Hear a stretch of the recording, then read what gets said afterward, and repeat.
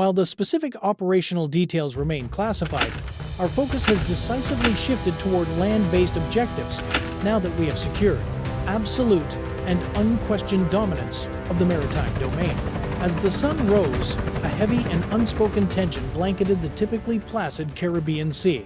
The USS Gerald R. Ford, America's largest and most technologically superior aircraft carrier, is purposefully steaming south.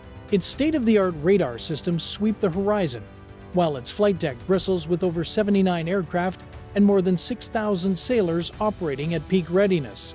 On the record, this movement is classified as a routine deployment under the authority of U.S. Southern Command.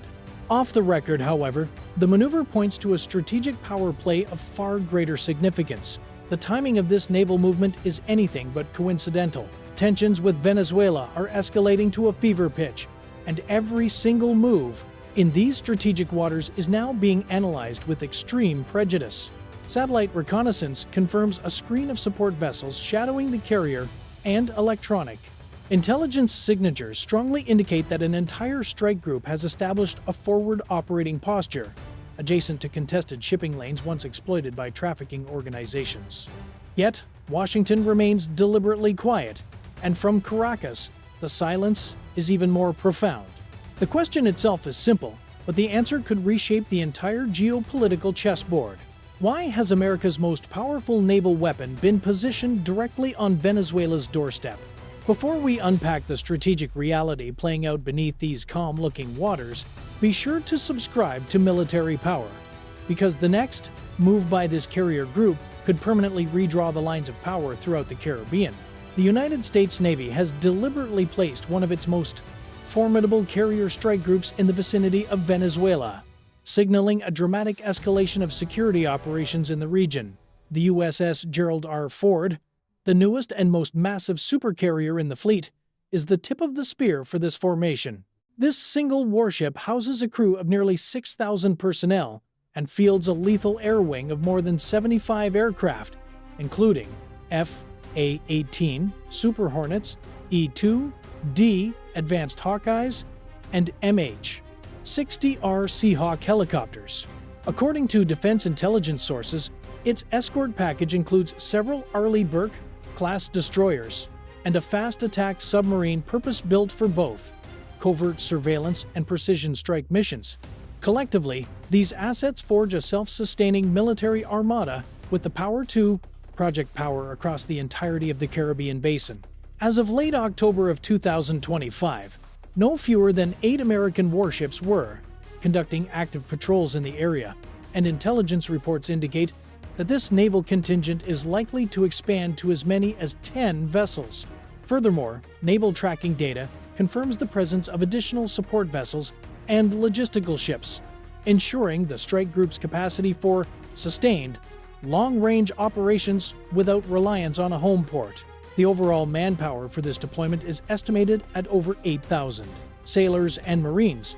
Combining the forces of the Ford Carrier Strike Group, the amphibious-ready group that set sail from Norfolk back in August of 2025, a force projection of this scale significantly exceeds what is necessary for standard counter-narcotics missions, which suggests a far more expansive strategic objective. The placement of such a powerful military force is never arbitrary.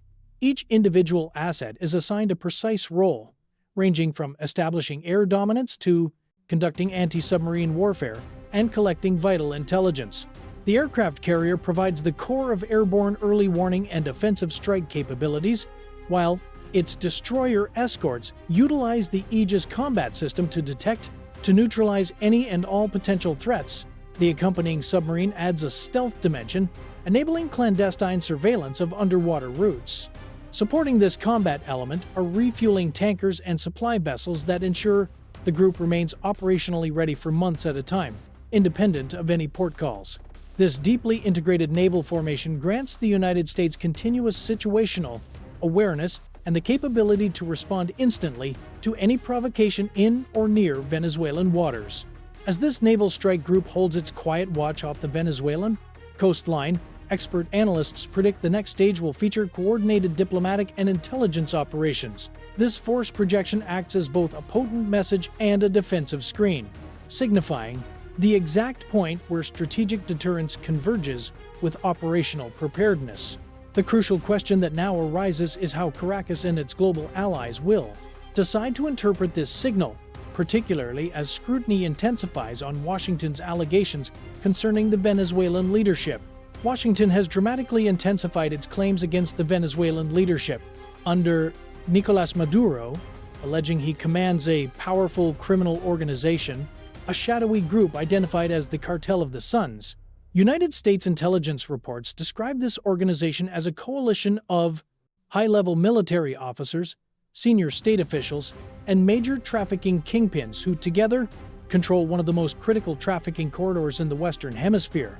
This network allegedly manages transit routes that move somewhere between 380 and 550 tons of controlled substances each year through the Caribbean, with final destinations in Central America and, eventually, the United States. In Washington's assessment, this scale of organized crime elevates Venezuela from a mere domestic concern to a strategic threat with serious international repercussions.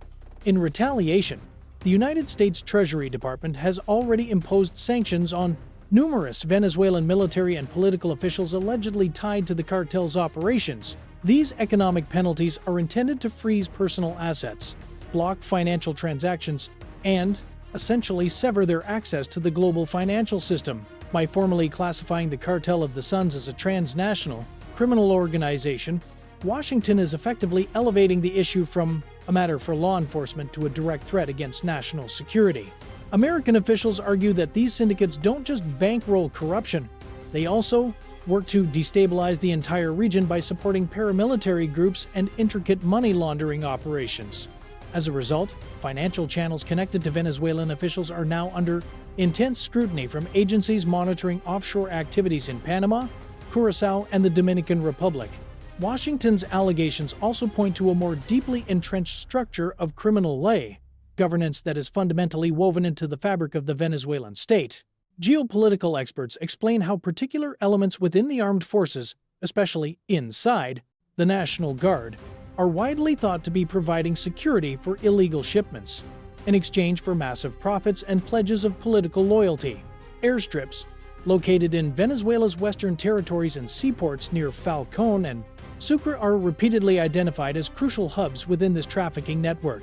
Intelligence reports suggest the profits from these smuggling routes are then channeled back into the political apparatus and state-controlled enterprises, a move that allows the regime to cement its hold on power, defying international sanctions and economic isolation. This model, as highlighted by regional experts, shows how a shadow economy can effectively usurp legitimate governance in a nation struggling with catastrophic hyperinflation and plummeting oil income. From Washington's perspective, these circumstances necessitate the application of more forceful countermeasures. This nexus of illicit drug trafficking, financial laundering, and political drug trafficking, corruption presents an imminent threat to international order and the security of vital sea lanes. Therefore, American naval and air missions operating within the Caribbean are being positioned as critical actions to neutralize the influence of these syndicates to block their operational creep from advancing further north. These missions are executed in partnership with key allies, including Colombia, the Netherlands, and France, all of which deploy surveillance assets and patrols in the surrounding waters. The accusations directed at the Maduro administration have consequently evolved beyond mere words, hardening into a central tenet of Washington's security doctrine for the hemisphere. As tensions across the region continue to mount, America's strategic posture is clearly pivoting from verbal censure to a tangible display of military might.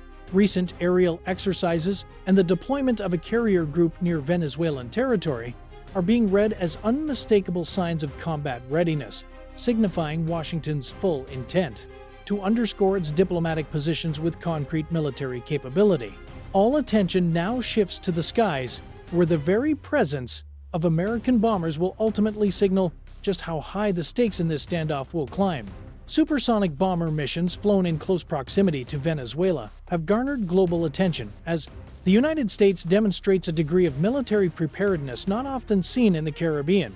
On October 28, 2025, aviation tracking intelligence confirmed that a pair of United States Air Force B 1B Lancer bombers flew a trajectory dangerously close to the Venezuelan shoreline before turning back toward international airspace.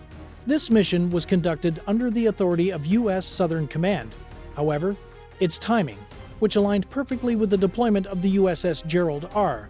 Ford Carrier Strike Group, strongly implies it was a deliberate message of strategic deterrence. The B-1, with its capacity to fly at speeds exceeding 1,500 kilometers per hour and deliver up to 38 metric tons of precision-guided munitions, is recognized as one of the most formidable conventional strike assets within the American arsenal. However, these powerful assets were not operating independently. Since early August of 2025, a detachment of 10 F-35B Lightning II fighters has been strategically forward-based in Puerto Rico. This positioning grants the United States an immediate tactical advantage, enabling short takeoff and vertical landing missions from austere or widely dispersed airfields across the Caribbean. The tactical pairing of F-35 seconds with B-1 bombers dramatically extends Washington's surveillance and strike envelope by hundreds of kilometers, which guarantees that any movement near Venezuelan waters is meticulously observed and, if the situation warrants, decisively engaged. It also permits the U.S. to rehearse complex joint force operations, seamlessly merging stealth technology with long-range bomber support. The B-1's flight in the vicinity of Venezuela was not an isolated patrol, but a key component of a wider strategy of air operations that methodically reinforced the Navy's maritime posture. The bomber's sophisticated radar and communication systems were likely employed to probe electronic signals and to map coastal defense installations. Such maneuvers provide critical intelligence on the reaction times and radar frequencies used by Venezuela's integrated air defense network. By executing these missions without penetrating sovereign airspace, the United States is asserting its right to operate under international law, while projecting a powerful and credible military force just off the Venezuelan shoreline. The logistical architecture behind such missions highlights the profound depth of America's capabilities. Every B-1 sortie requires dedicated aerial refueling tankers, intricate coordination with regional air traffic controllers, and satellite command and control networks that link directly with naval forces in real time. This degree of operational integration effectively converts the Caribbean into a tightly controlled operational theater, a theater of operations where intelligence and agility now outweigh sheer mass. Basing F-35s in Puerto Rico drastically reduces the reaction time for interception or surveillance missions, effectively constricting the operational envelope around Venezuela's maritime borders. Military strategists observe that the United States has revived tactics that echo the signaling methods of the Cold War, where air and sea power were operated openly near adversary territory to project deterrence through persistent visible posture. In the current strategic environment, these flights are a component of a multifaceted campaign of coercion that integrates air power, naval presence, and economic sanctions. Collectively, these actions transmit a multi-domain message that Washington is prepared to climb the escalation ladder if required, yet prefers to maintain dominance through precision and calculated transparency. Even after these aircraft return to base, the strategic message they leave behind is unmistakable. The Caribbean is no longer merely a placid corridor for maritime trade, but has been transformed into a strategic arena monitored by the planet's most sophisticated aerial and maritime surveillance networks. The subsequent phase of this operation is slated to focus on enhancing intelligence collection, persistent surveillance, and precision targeting over direct military engagement, as the United States shifts toward a new paradigm of deterrence built upon information dominance and rapid reaction capabilities. The United States has made it explicitly clear that its strategic doctrine regarding Venezuela will not involve large-scale ground incursions or the occupation of territory.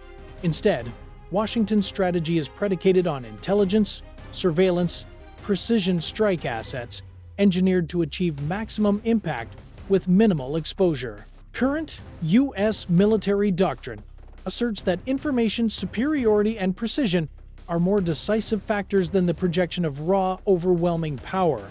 This methodology permits American forces to control the escalation ladder while maintaining unyielding pressure on the Maduro administration and its affiliated networks. At the core of this strategy is the deployment of cutting-edge technology. Both the United States Air Force and Navy have dramatically increased their employment of MQ-8 Reaper drones across the entire Caribbean theater, stretching along the northern coast of the South American landmass. These advanced drones are capable of staying airborne for more than 18 hours at a time, equipped with a formidable combination of sophisticated surveillance sensors and precision-guided weapons. This powerful combination of live intelligence gathering and extended loiter time grants Washington an almost continuous eye in the sky over sea lanes once dominated by illegal smuggling operations. Backing up these aerial assets are multiple Arleigh Burke-class destroyers, each one outfitted with Tomahawk cruise missiles, as they conduct active patrols throughout international waters. The presence of these warships dramatically enhances the United States' ability to carry out pinpoint strikes against shore-based facilities or ships on the move, all from a safe standoff distance, well beyond Venezuelan sovereign territory. This combined arms strategy, merging aerial surveillance with naval strike capability, represents a modern form of deterrence engineered to reduce collateral damage and unforeseen outcomes. American military commanders view this as a strategic way to exert pressure on their adversaries, while simultaneously protecting civilian populations and avoiding long, drawn-out ground conflicts. This tech-focused doctrine is now becoming the standard template for how the United States asserts its influence in hotly disputed regions around the globe. It's a strategy born from the hard-learned lessons of past interventions, where massive ground invasions often resulted in severe political and humanitarian consequences. In the Caribbean theater of operations, precision has officially replaced sheer numbers as the true measure of military might. On the other side of the equation, Venezuela finds itself struggling with deep-seated military and logistical shortcomings. Although President Nicolas Maduro has publicly boasted about mobilizing more than 4.6 million militia members, impartial defense analysts estimate the actual number of effective, active personnel is a far smaller 346,000. The vast majority of these troops lack modern training, reliable pay, and proper equipment. Venezuela's Air Force is forced to rely on a deteriorating fleet of old Soviet-era planes, including their Su-30 MOR-2 fighters and other decaying transport aircraft, with a large portion grounded and unable to fly because of a critical shortage of spare parts. The country's radar grid is dangerously fragmented, leaving significant blind spots in its surveillance coverage across its vast coastlines and along its international frontiers. These shortcomings severely cripple Venezuela's ability to mount an effective counter-response to the sophisticated surveillance network currently operational in the area. Military strategists observe that the vast technological gulf between America's precision-guided systems and Venezuela's outdated defense infrastructure creates a fundamentally imbalanced field of engagement. The United States holds the power to identify, monitor, and neutralize targets within, for a matter of moments, while Venezuelan forces struggle merely to maintain contact between their own sectors.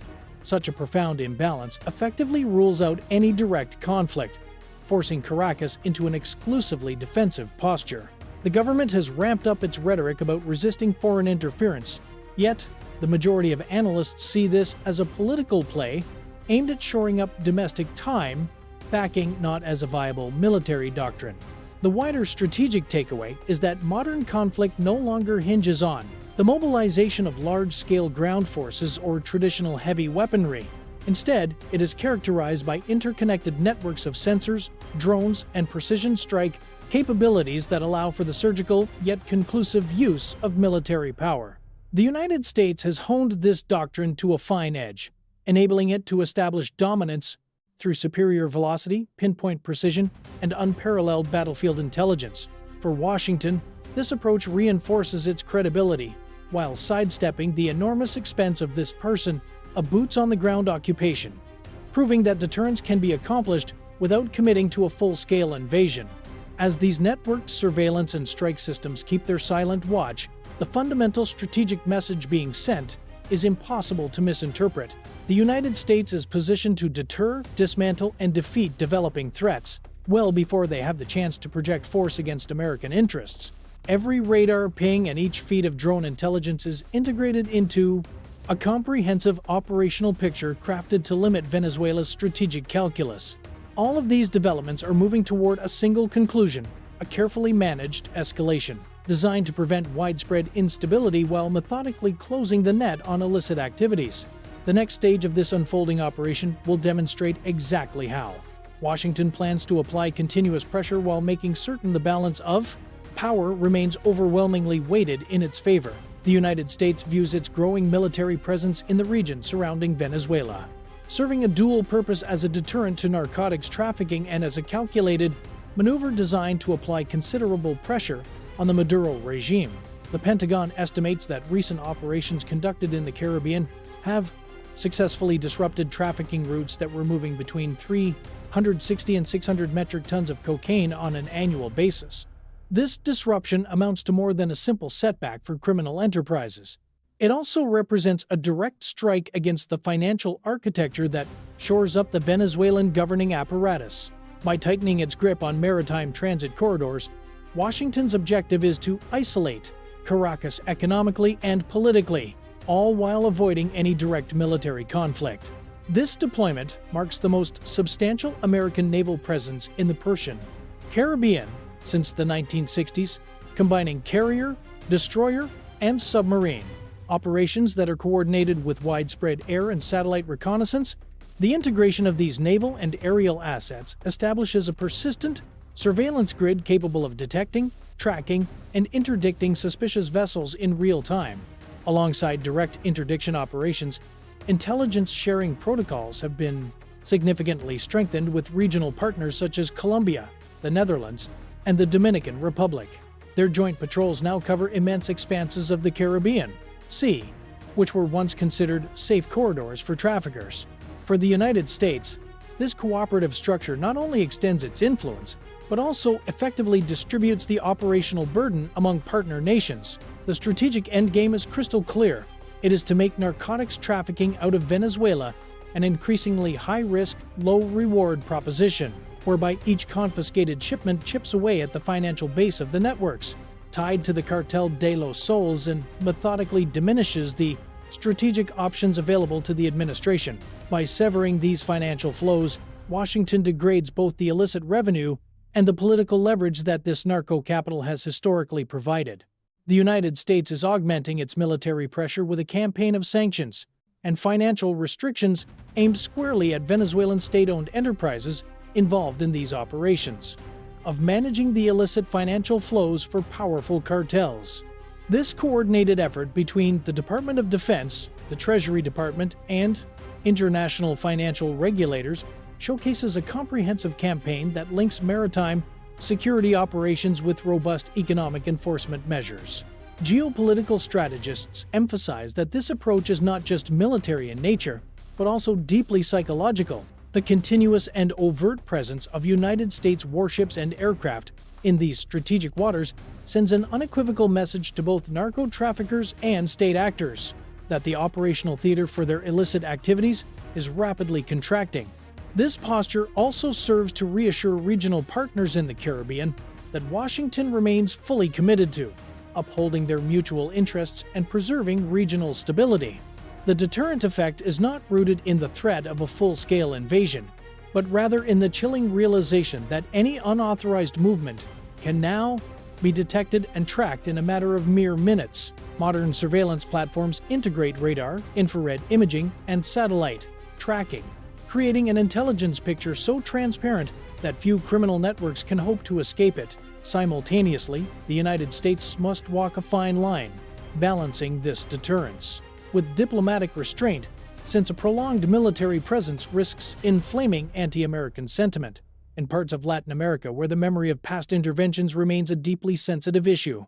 To navigate this delicate political landscape, American officials consistently highlight cooperative efforts, humanitarian aid, and disaster relief missions conducted in tandem with their military patrols. This dual-pronged message of strength and partnership is crucial for maintaining international legitimacy, while simultaneously applying sustained pressure on the Venezuelan regime. The ultimate objective is to demonstrate that the United States is capable of projecting power to enforce stability, without inadvertently destabilizing the very region it has sworn to protect. As this strategic campaign continues to unfold, its effects are becoming undeniable. Reports of illicit trafficking throughout the Caribbean have plummeted since the middle of 2025, while conversely, the number of Venezuelan-flagged vessels intercepted by Allied naval forces has surged by more than 20%. Every single one of these successful interceptions further constricts the regime's access to hard currency and tightens the dragnet of its economic isolation that much more. Therefore, the American deployment fulfills a twofold mission: acting as a protective barrier and a strategic deterrent, serving as a bulwark against international criminal syndicates, and sending an unmistakable signal that Washington is resolved to interdict unlawful operations before they can escape into the open sea. Yet, this strategic stance is fraught with danger, since any escalation is certain to trigger a corresponding reaction. The next phase of this standoff will be defined by the moves made by Venezuela and its freedom problem captor, global partners in response to this tightening cordon of deterrence. Military strategists have outlined three potential pathways for the continuing confrontation between the United States and the governing powers in Venezuela. These potential outcomes range from a peaceful de-escalation to precise military strikes or an unintentional spiral into wider conflict. Every one of these possibilities holds unique consequences that would extend well beyond the Caribbean region. The situation remains exceptionally unstable, especially following the United States' declaration on October 2, 2025, that it had formally entered into a non-international armed conflict with transnational criminal organizations operating out of South America. This formal classification provides the legal justification required to carry out targeted military actions while deliberately avoiding the declaration of an all-out war. Nonetheless, the growing complexity of these missions is becoming impossible to ignore. By the 3rd of November, official reports confirmed that a minimum of 41 civilians had been caught in the middle of engagements throughout the Caribbean during interdiction and counter-drug operations, underscoring the severe human cost of a campaign conducted so near to heavily populated coastal areas. The first and most desirable outcome would be a strategic reduction in hostilities. This result would require Venezuelan leadership to actively dismantle the operations of these criminal syndicates and reopen certain channels of communication with Washington. A clear reduction in naval standoffs, or a major shift in Venezuela's internal policy, could offer an exit strategy for both sides to declare success without a direct conflict. However, any such breakthrough depends entirely on the political steadiness within Caracas, the willingness of allied states, including Cuba and Nicaragua, to support a move toward diplomatic resolution. The second possible course of action involves precision military strikes against cartel facilities or armed fleets operating within Venezuelan sovereign waters. Any such kinetic response would almost certainly rely on the deployment of precision-guided munitions launched from naval destroyers or strategic long-range bombers, which would provide immediate tactical gains but also simultaneously open the door to grave unintended consequences and significant international blowback. The most dangerous and ultimate scenario, however, continues to be the potential for an unplanned escalation. A single miscalculation, such as an accidental violation of airspace or a misidentification of a vessel on the high seas, could trigger a domino effect that spirals into a far wider conflict. If Russian or Chinese advisors are indeed embedded with Venezuelan military units on the ground, even a limited strike could quickly escalate into a full-blown geopolitical crisis. The flow of refugees, a number that has already reached the millions, would almost certainly swell dramatically as instability throughout the region worsens. Therefore, any potential course of action demands a delicate balance between projecting strength and demonstrating restraint. The United States now faces the challenge of maintaining pressure on the regime, without tipping the balance into a drawn-out and expensive military conflict.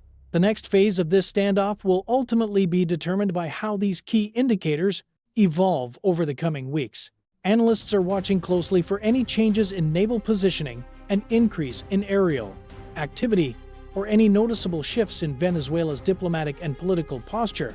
These variables will be the deciding factor in whether the situation defuses towards a resolution or deteriorates into open conflict. This specific naval deployment marks a critical juncture for U.S. policy within the hemisphere, signaling that Washington's strategy now relies on precision capabilities and strategic deterrence, rather than on large-scale ground occupations to secure its national interests. The deployment of the USS Gerald R. Ford and its carrier strike group near Venezuela demonstrates a long-term balanced strategic shift in how the United States confronts security threats across the Caribbean basin.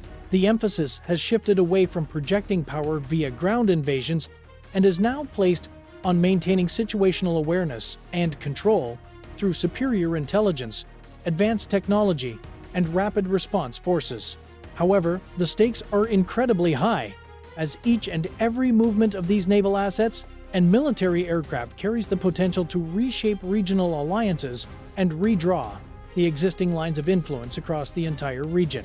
The success of this operation's next stage will not be judged, not through empty words, but through concrete and measurable actions.